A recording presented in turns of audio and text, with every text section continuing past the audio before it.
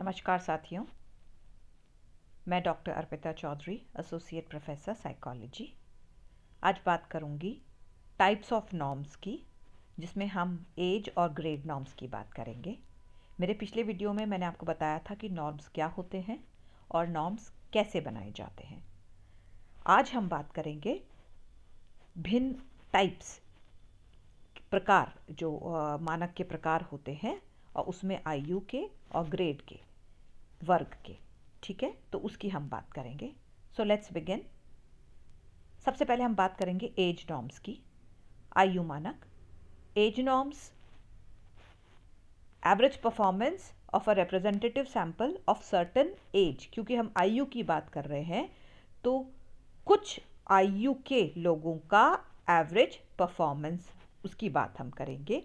किसी भी क्षमता या शील गुण पे हम बात कर रहे हैं तो उसकी, जैसे सपोज हमको एज नॉर्म्स जैसे होता है कि हम जो अपन 10 साल के बच्चा या 8 साल के बच्चे की इंटेलिजेंस कैसी होगी, तो या हम कहते हैं कि 3 साल के बच्चे की बुद्धि का स्तर कितना होता है। तो ये जब हम बात कर रहे हैं, इसमें हम ये कहते हैं कि हाँ, ये अपनी आयु से इंटेलिजेंट है या अपनी आयु से कम है, तो वो हम एज नॉर्म्स के आधार पर कहते हैं। So age norms basically average performance, सामान्य उसका परफॉर्मेंस कैसा है किसी भी, जैसे मैंने अभी इंटेलिजेंस का एग्जांपल दिया, वो और कोई चीज़ भी हो सकती है। सो हम उसके लिए एज नॉर्म्स की बात करते हैं। Age norms are more suited for those traits जो कि सिस्टमैटिकली एज के साथ बढ़ते हैं, जैसे हाइट है एंड वेट है। सबसे ज़्यादा सूटेबल हाइट और वेट के लिए होता है एज नॉर्म्स, क्योंकि हम ये देखते हैं हाइट और वेट एज के साथ साथ धीरे धीरे बढ़ते हैं, तो उनके लिए ये बहुत ज़्यादा उपयुक्त है जो एज नॉर्म्स है।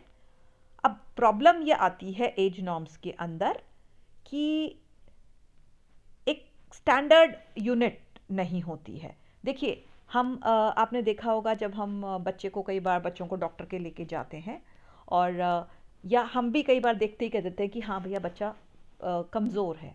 तो हम किस आधार पे कहते हैं कमज़ोर है? क्योंकि हम ये जनरली हम ये देखते हैं कि उस उम्र के बच्चे सामान्यतः कितने वजन के होते हैं, या उस, जैसे मान लीजिए हमने 10 साल के उम्र की बात करी, तो 10 साल के बच्चे सामान्यतः कि उसकी लंबाई कितनी होगी, या 10 साल के बच्चे के वजन कितना होगा, तो उसके आधार पर हम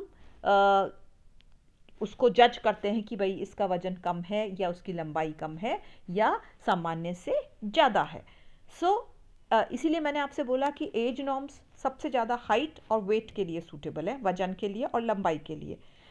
जो बहुत छोटे बच्चे होते हैं जिनको हम डॉक्टर के पास ले जाते हैं, वहाँ पर भी आपने देखा होगा कि उनके पास में एक स्टैंडर्ड चार्ट होता है कि जनरली इस उम्र के बच्चे की हाइट इतनी होती है या एवरेज, और वजन इतना होता है, तो उसके आधार पर बाकी बच्चों को जज, उनकी तुलना कर ली जाती है कि कम है या ज़्यादा है।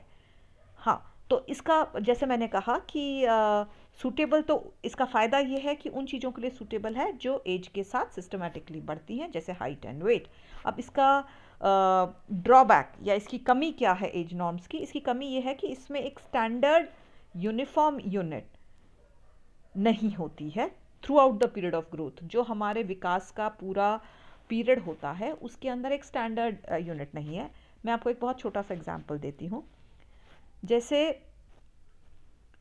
3 से 4 वर्ष का जो बच्चा है और जो 14 से 15 वर्ष का जो बच्चा है, दोनों में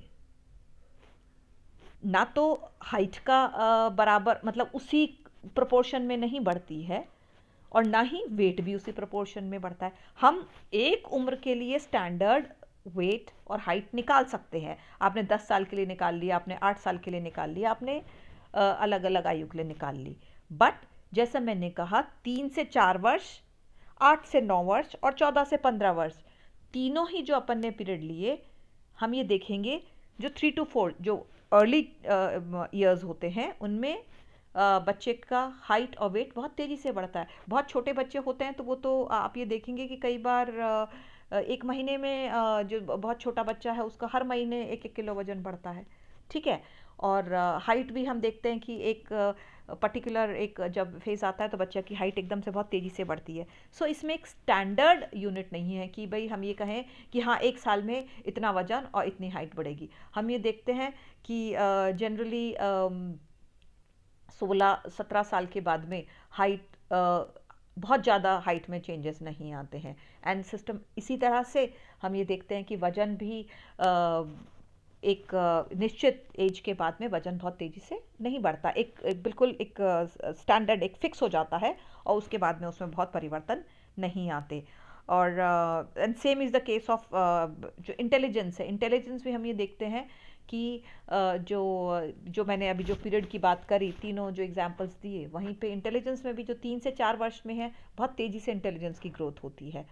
लेकिन वहाँ पर जो 14 से 15 जो है वहाँ पर नहीं होती है।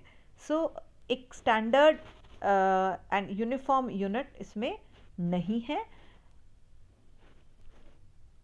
अब हम बात करेंगे ग्रेड नॉर्म्स की। Grade norms are the average performance of representative sample of certain class और ग्रेड, मतलब किसी क्लास के बच्चे जैसे पहली क्लास के, दूसरी क्लास के, ठीक है, उन बच्चों का एवरेज परफॉर्मेंस जो है वो हम ग्रेड नॉर्म्स बोलते हैं। और ये जो जिसके हम तैयार कर रहे हैं, जो test whose norms are being prepared is given to representative sample, ये सबसे ज़्यादा जो ग्रेड नॉर्म्स हैं ये सूटेबल होते हैं डिफरेंट क्लासेस के लिए। जैसे 3rd क्लास के बच्चों को हम ये एक करिकुलम फिक्स कर देते हैं कि भाई सामान्य बच्चों को इतना आना चाहिए।